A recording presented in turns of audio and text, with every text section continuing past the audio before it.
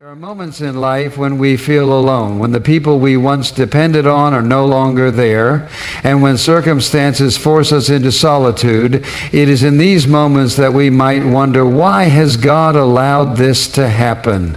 But I want to encourage you today, don't worry, God isolates you there are seasons in life when we find ourselves isolated, separated from familiar people, removed from comfortable places, and forced to navigate life without the support system we once relied on. It is in these moments that we often question what is happening. We wonder if we've done something wrong, if we're being punished, or if we are simply forgotten. But God never allows anything in our lives without a purpose. If He has isolated you, there is a divine reason behind it. Throughout Scripture, we see that before God uses a person mightily, He first takes them through a season of isolation. This is not meant to harm them, but to prepare them for the assignment ahead. Consider Moses, a man called to lead the Israelites out of Egypt. Before he stepped into that role, he spent 40 years in the wilderness tending sheep. He was once a prince in Pharaoh's palace, accustomed to power and influence, but God removed him from that environment to shape him into a leader who relied not on human wisdom, but on divine guidance. His isolation was not a punishment, it was preparation. It was in the solitude of the desert that Moses learned humility, patience, and complete dependence on God, qualities necessary for the task ahead. Joseph's story is another powerful example of how God isolates a person to prepare them for something greater. As a young man, Joseph had dreams of greatness, but before those dreams became a reality, he endured years of separation and hardship. He was betrayed by his own brothers, sold into slavery, and later unjustly imprisoned. From the outside, it looked like Joseph's life was falling apart, but in reality, God was setting him apart. Every challenge, every betrayal, and every lonely night in prison was part of God's preparation. In isolation, Joseph learned how to lead, how to interpret dreams, and how to remain faithful, even in difficult circumstances. And when the time was right, God elevated him to a position of authority, placing him second only to Pharaoh in Egypt. What seemed like a painful season of separation was actually the foundation for his destiny. Even Jesus experienced a period of isolation before stepping fully into his ministry. After being baptized, he was led by the Spirit into the wilderness, where he fasted for 40 days and faced intense temptation. This time of solitude was not a coincidence. It was a period of spiritual strengthening, a time of preparation for the mission he was about to embark upon. If Jesus, the Son of God, needed time alone with the Father before fulfilling his purpose, how much more do we need such seasons in our own lives? The truth is that isolation often feels uncomfortable. When God removes us from people or situations we love, it can be painful. We may struggle with feelings of rejection, confusion, or loneliness. But rather than seeing isolation as a setback, we must learn to see it as a divine setup. God is not punishing you. He is preparing you. He is removing distractions, strengthening your faith, and shaping you into the person He needs you to be for the next season of your life. During this time, God may be teaching you patience. He may be revealing areas of your heart that need to be refined. He may be drawing you closer to Him in ways that would not have been possible if you were surrounded by people and busy with life's distractions. In these moments, He desires to speak to you, to give you wisdom, to show you His plans, and to deepen your trust in Him. One of the most powerful things about God's preparation is that it is always intentional. He does not waste time and He does not make mistakes. If He has allowed you to be set apart, it is because he is getting you ready for something greater. You may not see it now, but in due time, everything will make sense. The relationships that ended, the opportunities that were lost, and the closed doors were all part of his divine plan to position you for what is to come. So instead of resisting isolation, embrace it. Use this time to seek God, to grow spiritually, and to prepare for the purpose he has set before you. Trust that he is working behind the scenes, aligning everything according to his perfect will, and when the season of preparation is over, he will bring you into a place of greater influence, impact, and fulfillment. You are not alone. You are being prepared, and when the time is right, God will reveal the reason for this season, and you will step into his calling with confidence, knowing that every moment of isolation was part of his greater plan for your life. When God leads you into a season of isolation, it is not to distance himself from you, but to draw you closer. Many times people view isolation as loneliness, as if they have been abandoned or forgotten. However, in God's plan, separation from the noise of the world is often necessary to deepen your relationship with him. It is in these moments of stillness that you begin to hear his voice more clearly, feel his presence more deeply, and understand his will in a way that is not possible when life is filled with distractions. Look at how life operates on a daily basis. People are constantly surrounded by noise, work responsibilities, relationships, entertainment, and the pressures of daily living. The busyness of life often makes it difficult to focus on God. Even when people try to spend time with him, their minds can be cluttered with worries, obligations, and distractions. This is why God in his wisdom will sometimes allow a season of isolation, not to harm, but to refine. He is calling his children to himself, away from everything that competes for their attention, so that they can experience a deeper intimacy with him. Think about how often Jesus withdrew from the crowds to be alone with the Father. He understood that in solitude there was renewal, clarity, and strength. Before making major decisions, before enduring trials, before ministering to the masses, he spent time alone in prayer. If Jesus, the Son of God, needed time alone with the Father, how much more do we? Sometimes God removes people and distractions from our lives so that we can reconnect with him on a deeper level.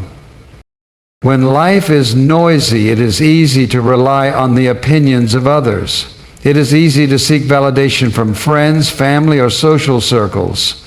But in isolation, when those voices are gone, you are left with one voice, God's. And it is in this place that you begin to develop true dependence on him. You realize that he is your source of strength, wisdom, and comfort. You learn to trust him in ways that you never had to before. Many times people resist isolation because it feels uncomfortable. They want to fill the empty space with distractions, social media, television, constant activity. But what if that stillness is exactly what God is calling them to? What if instead of fighting it, they leaned into it and asked, God, what do you want to show me in this season? In these quiet moments, God reveals things that are often overlooked in the busyness of life. He convicts, corrects, and heals. He speaks direction where there was confusion, peace where there was anxiety, and purpose where there was uncertainty. This is why those who embrace their time of isolation with God come out of it stronger, wiser, and more spiritually mature. Consider Elijah after his great victory on Mount Carmel. He had just seen God perform a miraculous sign, yet fear overtook him, and he fled into the wilderness. In his exhaustion and despair, God led him to a quiet place, away from everything, where he could hear his voice in a new way. It was not in the wind, the earthquake, or the fire, but in a still, small voice that God spoke to him. That moment of solitude renewed Elijah's strength and prepared him for what was next. In the same way, God will sometimes take you into a quiet place so that you can hear him more clearly. The goal is not to harm, but to bring clarity. When life is loud, it is easy to move in the wrong direction simply because you are following the crowd.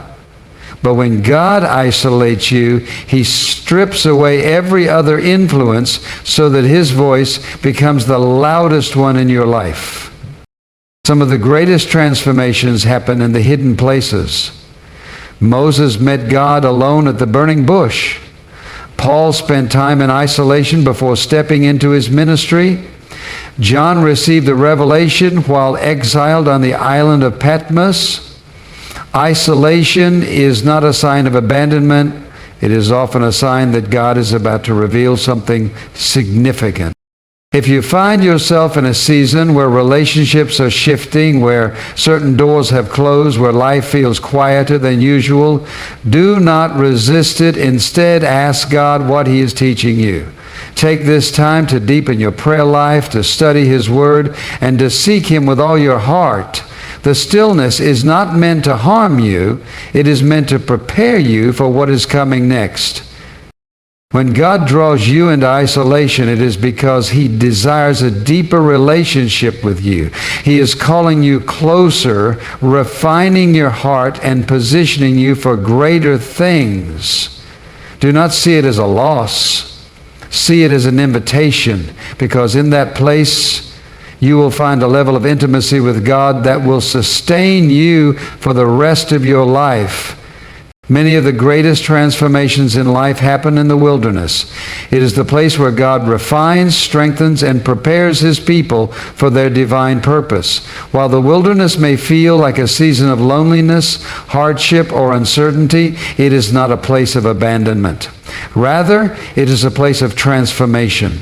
It is where God works in ways that are not always visible in the moment, but are essential for what he is preparing his people to walk into. Throughout Scripture, God often led his chosen ones into the wilderness before bringing them into their calling. This pattern is no coincidence, it is intentional. Before stepping into their divine assignments, they had to be shaped, purified, and made ready. The wilderness is not a punishment. It is a training ground. It is where old ways of thinking are broken, faith is tested, and character is developed. Moses, one of the greatest leaders in biblical history, spent 40 years in the wilderness before God called him to lead Israel out of Egypt. He had been raised in Pharaoh's palace, educated among the elite, and accustomed to a life of privilege. But before he could be the deliverer of Israel, he had to be transformed. God took him out of Egypt and placed him in a season of solitude, tending sheep in the desert. What seemed like an ordinary and unimportant job was actually God's way of teaching him patience, humility, and leadership. By the time God spoke to Moses from the burning bush, he was no longer the impulsive man who had once taken matters into his own hands. He was a man shaped by years of quiet preparation. Joseph's journey also demonstrates the power of the wilderness. Betrayed by his own brothers, sold into slavery, falsely accused, and thrown into prison, he must have felt completely isolated. Yet, through every trial, God was refining him. In the prison, Joseph learned endurance. In servitude, he learned wisdom and integrity. By the time he stood before Pharaoh and was placed in a position of power, he was not just a dreamer. He was a man fully prepared to lead. His wilderness season was necessary for his transformation. David too experienced a season of isolation before becoming king. Though he had been anointed by the prophet Samuel at a young age, he did not immediately ascend to the throne. Instead, he spent years running from Saul, hiding in caves and living as an outcast. It would have been easy for him to question why God allowed him to suffer when he had already been chosen to rule. Yet in those years of hiding, God was shaping him into a man after his own heart. David learned to depend on God, to seek him in times of distress, and to develop the character of a righteous king. His time in the wilderness was not wasted. It was essential preparation. Even Jesus himself spent 40 days in the wilderness before beginning his public ministry. He was led there by the Spirit, where he fasted and was tempted by the enemy. This was not an accident. It was a divine appointment. In that place of solitude, Jesus demonstrated obedience, perseverance, and reliance on God's Word. His time in the wilderness strengthened him for the work ahead. If the Son of God was not exempt from the wilderness experience, why would we be? One of the greatest misconceptions about the wilderness season is that it is a sign of failure or punishment. People often believe that if they are going through hardship, if they feel isolated, or if life seems stagnant, it must mean that something is wrong. But in reality, the wilderness is where God does his deepest work. It is where he removes what is unnecessary, refines what is weak, and strengthens what is essential. It is where he prepares people for their calling. In the wilderness, distractions are removed. When life is comfortable, it is easy to rely on people, routines, or personal strength. But when everything familiar is stripped away, there is no choice but to depend on God. It is in those moments of stillness, uncertainty, and even struggle that faith is strengthened. The wilderness teaches reliance, obedience, and trust. It molds a person into someone who can carry the weight of their divine assignment with wisdom and humility. Many people try to rush through the wilderness, hoping to move on as quickly as possible. But transformation does not happen overnight.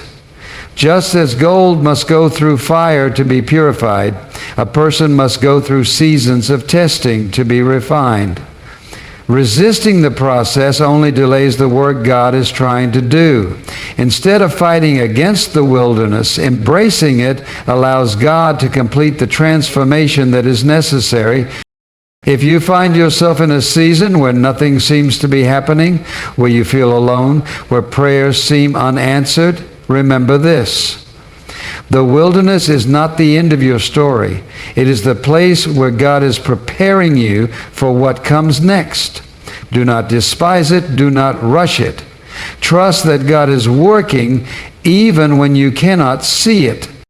The wilderness is not a place of defeat. It is a place of preparation. It is where faith is tested, character is refined, and dependence on God is deepened.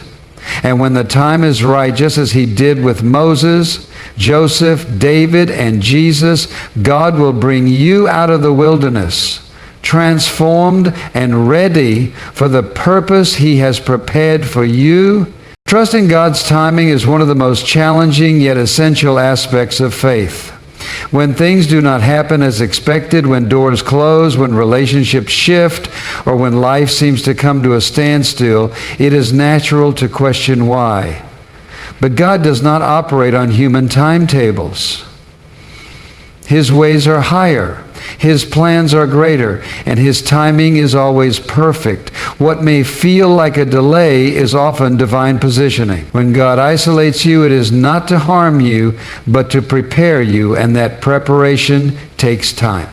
One of the biggest struggles people face is the desire for immediate answers. In a world that moves fast, where results are expected instantly, waiting can feel unbearable. But God's work is never rushed. He is not bound by human schedules or societal expectations. He sees the full picture, past, present, and future, while humans only see a small portion. When he calls someone into isolation, removes certain people from their life, or closes a door they wanted to walk through, it is not rejection, it is protection. It is his way of ensuring that they are in the right place at the right time for his divine purpose. Consider the life of Joseph. He had dreams of greatness as a young man, but instead of stepping into his destiny immediately, he faced betrayal, slavery, and imprisonment.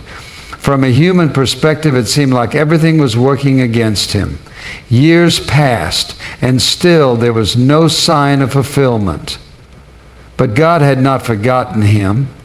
Every moment of waiting was a part of the process. When the right time came, Joseph was positioned exactly where he needed to be, not just for his own sake, but to save an entire nation from famine.